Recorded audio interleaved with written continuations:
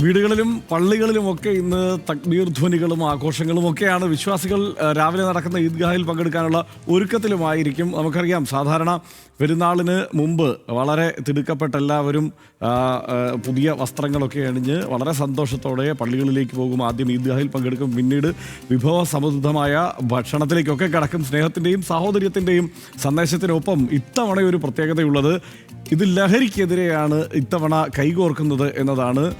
കൂടുതൽ വിവരങ്ങളുമായി തിരുവനന്തപുരത്ത് നിന്ന് ചന്തു ചന്ദ്രശേഖറും, കൊച്ചിയിൽ നിന്ന് സഹിന ആന്റണിയും, കോഴിക്കോട് നിന്ന് രതീഷ് വാസുദേവനും ചേരുന്നുണ്ട്. ആദ്യം രതീഷിലേക്കാണ്. മതസൗഹാർദ്ദം വാക്കിൽ മാത്രമല്ല കോഴിക്കോടുകാർക്ക്, അത് നമുക്കെല്ലാം അറിയാം.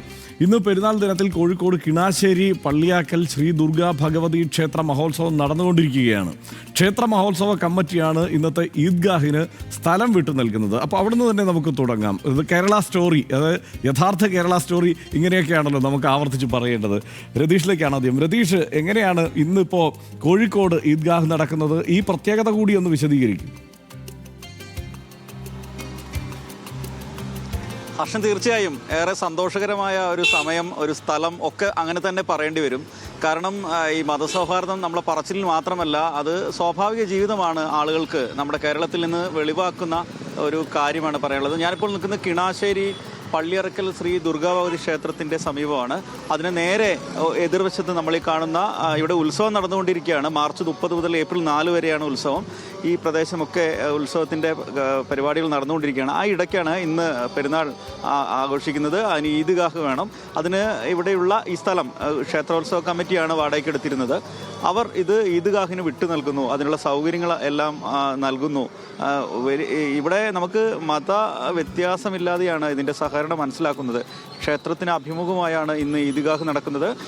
ഈ ക്ഷേത്രത്തിൽ ദേവി മഹാത്മ്യം ഉയരുമ്പോൾ അപ്പുറത്ത് തക്ബീർ ധ്വനികളും നമസ്കാര വചനങ്ങളുമൊക്കെ ഉയരുന്നു എന്നുള്ളത് വളരെ അത് കണ്ടു മനസ്സിലാക്കേണ്ട കാര്യമാണ്. അത് കേരളത്തെ സംബന്ധിച്ച് സ്വാഭാവിക ജീവിതമാണ്. ഈ ജീവിതം നിലനിർത്തുക എന്നത് തന്നെയാണ് വളരെ പ്രധാനപ്പെട്ടത്. അത് ഇവിടെ തുടരുന്നു, ഇവിടെ പുലരുന്നു എന്നതിൻ്റെ ഏറ്റവും വലിയ ദൃഷ്ടാന്തമായി തന്നെ നമുക്കിതിനെ കാണാം. അല്പസമയങ്ങൾക്കുള്ളിൽ ആണ് ഈദ്ഗാഹ് ആരംഭിക്കുക.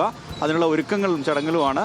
ക്ഷേത്രോത്സവ കമ്മിറ്റിയും വളരെ സജീവമായാണ് ഇതിനുള്ള എല്ലാ പിന്തുണയും നൽകുന്നത് എന്നതിൻ്റെ സ്വാഭാവികമായിട്ടും ഇപ്പോൾ നേരത്തെ പറഞ്ഞ പോലെ ഈ വലിയ ചർച്ചകളാവുന്നു. ചില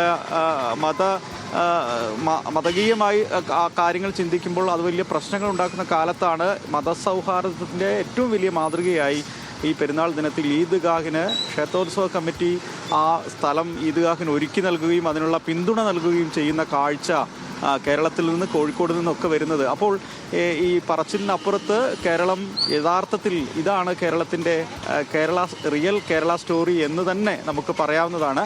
അല്പസമയങ്ങൾക്കുള്ളിൽ ഈദ്ഗാഹ് ഇതിന് എനിക്ക് തൊട്ട് പുറകിലുള്ള ആ ക്ഷേത്ര ഗ്രൗണ്ടിൽ ആരംഭിക്കും. അതിനുള്ള ഒരുക്കങ്ങൾ. രതീഷ്, എന്തായാലും ഈ വടക്കൻ കേരളത്തിലേക്കൊക്കെ നമ്മൾ പോകുമ്പോൾ ഇപ്പോൾ ഓരോ ഭാഗത്തും ഈ പെരുന്നാൾ ദിനങ്ങൾ ഓരോ തരത്തിലാണ് നമ്മൾ എല്ലാ കാലത്തും പ്രേക്ഷകർക്ക് മുന്നിൽ എത്തിക്കാറുള്ളത്. പ്രത്യേകിച്ച് ടെലിവിഷൻ, കേരളത്തിൽ ഈ ടെലിവിഷൻ തുടങ്ങിയ കാലം മുതൽ ഏതാണ്ട് ഒരേ സ്വഭാവത്തിലായിരിക്കും നമുക്ക് ഈ ദൃശ്യങ്ങളൊക്കെ കിട്ടുക. അതിനോരോ പ്രത്യേകതയുണ്ട്. അപ്പോൾ വടക്കൻ കേരളത്തിൽ പ്രധാനമായും അവിടുത്തെ ഭക്ഷണം, അവിടുത്തെ വിശ്വാസി സമൂഹത്തിൻ്റെ ആഘോഷങ്ങൾ, അവരുടെ ഒത്തുചേരലുകൾ, ബീച്ചിലെ ആൾക്കൂട്ടം, ഇങ്ങനെ പലതുമായാണ് എത്തിക്കാറുള്ളത്. ഇത്തവണ നമ്മൾ ഈ മാസം മുഴുവൻ എങ്ങനെയാണ് പെരുന്നാൾ അവർ ആചരിച്ചത്, പെരുന്നാളല്ല ഈ റംസാൻ നോമ്പ് ആചരിച്ചത് എന്നത് നമ്മൾ വിശദമായി കാണിച്ചു. ഇപ്പോൾ പെരുന്നാളിലേക്ക് എത്തുമ്പോൾ അത്തരത്തിലുള്ള തയ്യാറെടുപ്പുകൾ എന്തൊക്കെയാണ്?